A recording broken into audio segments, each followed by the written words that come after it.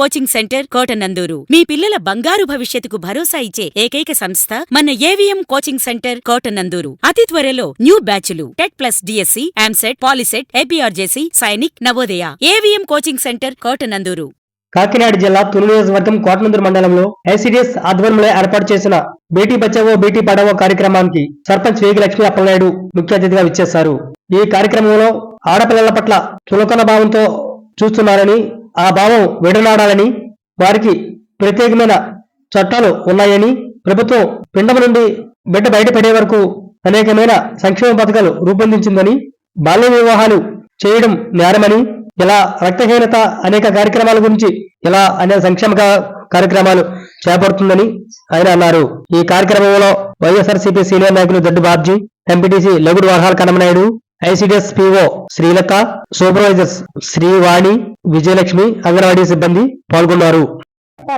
ఇది ఏం చేశారంటే ప్రతి స్టేట్ లోని, ప్రతి జిల్లాలో, ప్రతి మండల పరిధిలో కూడాను, ప్రతి గ్రామంలో కూడాను ఈ కార్యక్రమాన్ని మేము ఇలా ఏర్పాటు చేసి మీకు అవేర్నెస్ కల్పించడం గురించి ప్రోగ్రాం పెట్టాం. ముఖ్యంగా ఆడపిల్ల పుట్టిన వెంటనే ముందు చాలా మంది ఏదో ఆడపిల్ల పుట్టిసిందే అనుకుంటారు, ఏదోలా పెంచుతారు. ఎంతవరకు పెంచుతారు? 13 సంవత్సరాల వరకు. అవునా? అప్పటి నుంచి స్టార్ట్ అవుద్ది. ఇంకా పిల్లకి పెళ్లి చేసేద్దాము, మేనత్ కొడుకున్నాడు, లేదంటే మేనమామ కొడుకున్నాడు, ఆడపిల్లల పరిస్థితి బాగాలేదు, దీని తర్వాత ఇంకొక ఆడపిల్ల ఉంది కదా, ఒకవేళ 2-3 ఆడపిల్లలు పుడితే గనక ఉంది కదా, ఏదోలా చేసేద్దాం అనుకుంటారు. కానీ చాలా తప్పమ్మ. మనకి గవర్నమెంట్ 2006లోని చైల్డ్ మ్యారేజ్ యాక్ట్ అని ఒక జీవో పెట్టింది. దాని ప్రకారం ఆడపిల్లలకి పెళ్లి చేస్తే గనక, పెళ్లి ముందు నిశ్చయిస్తే గనక ఆ ఆడపిల్ల తాలూకా తల్లిని తండ్రిని, అదే విధంగా ఆ అబ్బాయి తాలూకా తల్లిని తండ్రిని, పెళ్లికి ఎవరైతే వస్తారో బంధువులు అందరూ వస్తారు కదా, చుట్టాల బంధువులు, వాళ్ళని, పురోహితుడిని, మనకి టెంట్ ఇచ్చిన వాళ్ళని, ఒకవేళ కళ్యాణ మండపం అనుకోండి, కళ్యాణ మండపం ఎవరైతే రెంట్కి ఇచ్చారో అతన్ని, మొత్తం అందరి మీద కూడా అనమాట కేసు బుక్ చేస్తారమ్మా. కాబట్టి మనకి అంత అవసరం లేదు కదా, అంత కేసు బుక్ చేసుకొని వీళ్ళందరితోని ఆ జైల్లో పెట్టించుకొని 2 సంవత్సరాలు జైలు శిక్ష చేస్తారు, ఆ అబ్బాయికి అమ్మాయికి కూడాను, తల్లిదండ్రులకు అందరికీ. అలాంటివన్నీ మనకు అవసరం లేదు కదా, అలాంటి పరిస్థితి మనం తెచ్చుకోకూడదు. ఇప్పుడు ఎంతో డెవలప్ అవుతుంది కదా మన దేశం. ఏం చేస్తున్నాం, మనకి డెలివరీ అవుతుంది, ఏం పిల్ల అమ్మని సహజంగా అడుగుతాం. ఆడపిల్ల పుట్టబోతుకి పెదివి చేస్తున్నారు, మరి ఏంటో తెలియదు బాధ. అదే మగోడైతే మగపిల్లడు అమ్మని గర్వంగా చెప్పుకుంటున్నారు, ఆడపిల్ల అయితే మళ్ళీ ఆడపిల్లే. అంటే ఎందుకు మీకు అంత ఇబ్బంది? ఈవేళ మీకు మన పల్లెటూరు గారు మీకు అర్థమైతే చెప్తున్నాను, పిల్లలు లేని వాళ్ళు ఎంతో మంది ఆడపిల్లలను శార్థిస్తున్నారు. ఆడపిల్లలను శార్థిస్తే ఆడపిల్లలను శార్థించినాడు ప్రయోజనం అవుతున్నాడు, సుఖంగా బతుకుతున్నారు ఆ తల్లిదండ్రులు. అయ్యో నాకు ఆస్తుందని మక్కుర్రోని పెంచినాడు ఎవడు కూడా సమాజాన్ని పనిచేయలేదు. మక్కుర్రోని పెంచుకున్న వాళ్ళు ఏ తల్లిదండ్రులైనా సరే మక్కుర్రోని శార్థిశారు, వాడు ఒక బేవర్సగా రోడ్డు ఎక్కేస్తున్నాడు. మీకు ఎగ్జాంపుల్ చెప్తాను, మా ఎక్స్ సర్పంచ్ గారు వేగ్ గవర్నర్ గారు మీలాగే ఆయనకి సంతానం లేక మా అమ్మాయిని శార్థించుకున్నారు. చాలా అమ్మాయి సాఫ్ట్వేర్ చదివి మళ్ళీ సాఫ్ట్వేర్ కుర్రోని మ్యారేజ్ చేసుకొని తల్లిదండ్రులు పువ్వులే పెట్టి చూసుకుంటుంది. అంతకంటే ఏం కావాలమ్మా? అంటే ఆడపిల్లలు ప్రతి ఒక్కరూ తెలుసుకోవాలా. ఆడపిల్లకి అన్ని బాధ్యతలు ఆడపిల్లకి మనం భరోసా ఇచ్చి ఒక విద్యలో ఏమనేది, ఒక భవిష్యత్తులో ఏమనేది, ఆడపిల్లని ఎంత గౌరవంగా మనం చూసుకుంటే సమాజం వేళ మక్కురోళ్ళు ఉన్నారు, ఆడపిల్లలు దొరకలేదు తల్లి. కాళ్ళు ఎరిగిపోయి ముడుకులు పడేసి తల్లిదండ్రులు తల గుడ్డలు కట్టుకుని నెలలో పడుకుంటున్నారు. ఏం చేత ఆడపిల్లలు దొరకలేదు. దయచేసి ఆడపిల్లని ఎప్పుడు కూడా చిన్న చూపు చూడకండి. అంటే మీకు కూడా ఇంకా మీకు అర్థమవుతుంది, ఇంకా మీరు ఆడపిల్లలు పెళ్లి చేసేదాకా రాలేదు, మేము ఆడపిల్లలు పెళ్లి చేసాం. ఆడపిల్లలు ఇంటికి వెళ్ళినప్పుడు నా హాయి 2 బాబులు, అంటే పిల్లలు కొడుకులు చూడలేదు, కోడలు చూడలేదని కాదు, ఆడపిల్లలకి ఇంటికి వెళ్ళినప్పుడు ఉన్న ఆనందం తల్లిదండ్రులకి అది చెప్పలేని ఆనందం తల్లి. ఆ పిల్లలతో హాయిగా ఉండి తండ్రిని తీసుకెళ్లి పెద్ద మొత్తం మీద కూతురు పెట్టి పకోడు లేకపోతే టీ ఇస్తే మామూలు ఆనందం కాదమ్మా. తల్లి కోడళ్ళు చూస్తారు, కోడళ్ళు కూడా అయితే మన బుద్ధిని పెట్టి మన కోడలు మన కూతురు అవుతుంది. మన ఇంటికి వచ్చిన కోడలో మన బుద్ధిని బట్టి మనకి రెండో కూతురు అవుతుంది.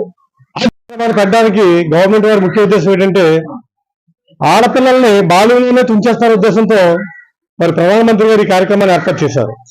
ఎందువల్లంటే ఆడపిల్లే ఇంటికి దీపం, ఆడపిల్ల లేకపోతే దీపం పెట్టారు ఎవరు ఉండరు. అందువల్ల ఈ కార్యక్రమం మొదలుపెట్టారు. పూర్వం 15-20 ఏళ్ల క్రితం చాలా మంది కడుపులో ఉంటుండగానే స్కానింగ్ చేయించి అబార్షన్ చేస్తారు.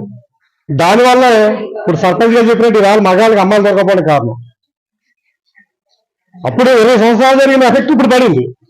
ఇప్పుడు గవర్నమెంట్ ఏం చేసిందంటే ఏ డాక్టర్ గారైనా సరే స్కానింగ్ చేసి ఆడపిల్లని చెప్తే ఆ డాక్టర్ గారు జైలు శిక్ష వస్తుంది. ఇప్పుడు చెప్పడానికి లేదు ఏ డాక్టర్ గారు కూడా.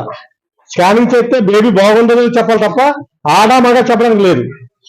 అలా చెప్తే ఆ డాక్టర్ గారికి అంటే శిక్ష వేస్తారు. కాబట్టి ఆడపిల్ల అన్ని రకాలుగా అభివృద్ధి చెందాలనేదే ప్రధానమంత్రి గారి ఉద్దేశం, ఈనాడు మన ముఖ్యమంత్రి గారి ఉద్దేశం కూడా. ఆడపిల్లని ఆర్థికంగా ఇబ్బంది పడుతున్నారని ఇప్పుడు ముఖ్యమంత్రి గారు కొత్తగా ఇంకో పథకం తీసుకొచ్చారు, కళ్యాణ మస్తు. ఆడపిల్ల పెళ్లి చేస్తే 5,000 రూపాయలు ఇస్తున్నారు బీసీలకి, అదే ఎస్సీలకి అయితే 1,00,000 రూపాయలు ఇస్తున్నారు. ఈ కార్యక్రమాన్ని కూడా అందరూ సద్వినియోగం చేసుకోవాలి. ఎందుకంటే ఆడపిల్ల ఆర్థికంగా ఇబ్బంది ఉంది, కొంతమంది పెళ్లి చేయడానికి ఇబ్బంది పడుతున్నారు, డబ్బు లేకుండా ఇబ్బంది పడుతున్నారు. ఏదో వీళ్ళ ఆర్థికంగా ఆదుకోవాల ఉద్దేశంతో ఇవాళ ముఖ్యమంత్రి గారు అనేక కార్యక్రమాలు పిల్లల్ని కింద నుంచే పిల్లల్ని కడుపున పడ్డ దగ్గర నుంచి అత్తారింటికి వెళ్ళే వరకు కూడా ఈనాడు ముఖ్యమంత్రి గారు బాధ్యత తీసుకున్నారు. ఎందుకంటే ఆడపిల్లల వాళ్ళు ఎవరు ఇబ్బంది పడకూడదు, ఆడపిల్లల వాళ్ళు ఏ తల్లిదండ్రులు లాస్ అవ్వకూడదని. ఎందువల్లంటే ఆడపిల్ల ఆడపిల్ల ఆడపిల్ల అని చాలా మంది సులభంగా చూసే విధానం మార్చాలి, సమాజంలో మార్పు రావాలి. ఎలా అయితే ఫ్యూచర్ లో ప్రతి వాళ్ళ ఆడపిల్ల మీద ఒక కాన్సెప్ట్ తీసుకుంటారో రాబోయే రోజుల్లో ఇందాక చెప్పుకున్నట్టు ఆడపిల్లలు తక్కువ ఉండవు, ఆడపిల్లలు ఎక్కువే. ఇప్పుడే వచ్చింది మా పోస్ట్ మాస్టర్ ఒక అమ్మాయి, ఏది వెళ్ళిపోయింది మా ప్రెసిడెంట్ గారు వాళ్ళ తమ్ముడు గారు అమ్మాయి, ఆ అమ్మాయి మొన్న పోస్ట్ మాస్టర్ కొట్టింది, ఇక్కడ మన ఇండియా బయలులో చేస్తుంది. ఇవాళ మగాళ్ళతో సమానంగా ఆడపిల్లగా పోటీ పడే ప్రపంచం ఇది. మగాడు ఉద్యోగం చేస్తే ఆడపిల్ల కూడా ఉద్యోగం చేస్తుంది. భార్యాభర్తలు ఉద్యోగం చేస్తేనే మనం హాయిగా పడడానికి అవకాశం ఉంది. అంటే చదువుకోవాలి, ముందు భర్తతో పాటు భార్య ఉద్యోగం చేయాలని చదువుకోవాలి. చదువుకోవాలంటే ఆర్థిక ఇబ్బందులు ఎదురుతుందని చెప్పి జగన్మోహన్ రెడ్డి గారు పీజీ మెంబర్స్మెంట్ డిగ్రీకి వెళ్ళి కాల్చి కింద కాసుకెళ్తే షూలు బట్టలు భోజనం ఒకటి కాదు, ఇంకా అనేక సంక్షేమ పథకాలు ఇచ్చి ఈ మన పల్లెటూరులో ఆర్థికంగా ఎదిగించాలి. వీళ్ళు ఆర్థికంగా మనం తోడ్పాటు చేస్తే ఫ్యూచర్ లో భవిష్యత్తు ఉంటుంది. ఎందుకంటే మగపిల్లకైనా ఆడపిల్లకైనా సరైన ఆస్తి ఏంటంటే చదువుకుంటేనే అభివృద్ధి చెందగలం. చదువుకోలేని చెప్పి కూడా మనం ఇక్కడే ఉంటాం.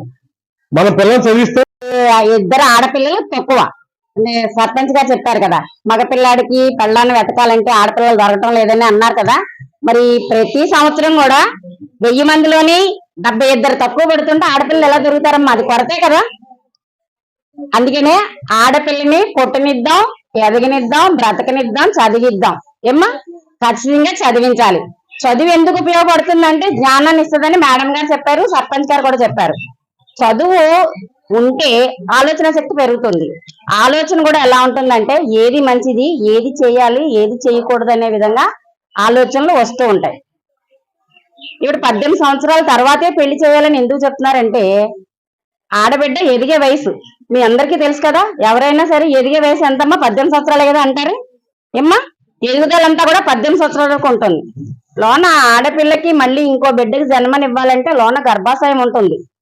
ఆ గర్భాశయం 18 సంవత్సరాలు అయితే గానీ ఒక అంటే మన ఎగ్జాంపుల్ చెప్పాలంటే మగ్గొచ్చింది, రేపు ఉదయానికే కదా అది పువ్వు ఇస్తుంది, ఈ రోజే పువ్వు అవ్వదు కదా. అలా గర్భాశయం చక్కగా ఎదిగి లోపల బిడ్డను ఇముడ్చుకోవాలి అంటే 18 సంవత్సరాలు ఖచ్చితంగా పూర్తయి ఉండాలి. అందుకని 18 సంవత్సరాల వరకు బిడ్డను ఎక్కడ ఉంచాలి? విద్యాలయంలో ఉంచాలి, చదివిస్తూనే ఉండాలి. 10th అయిపోయింది కదా, మన ఊరి నుంచి ఇంకో ఊరు వెళ్ళాలి, ఇది శ్రమ, ఇవి కూడా లేవు. అంతా బస్ ఫీజు వస్తుంది,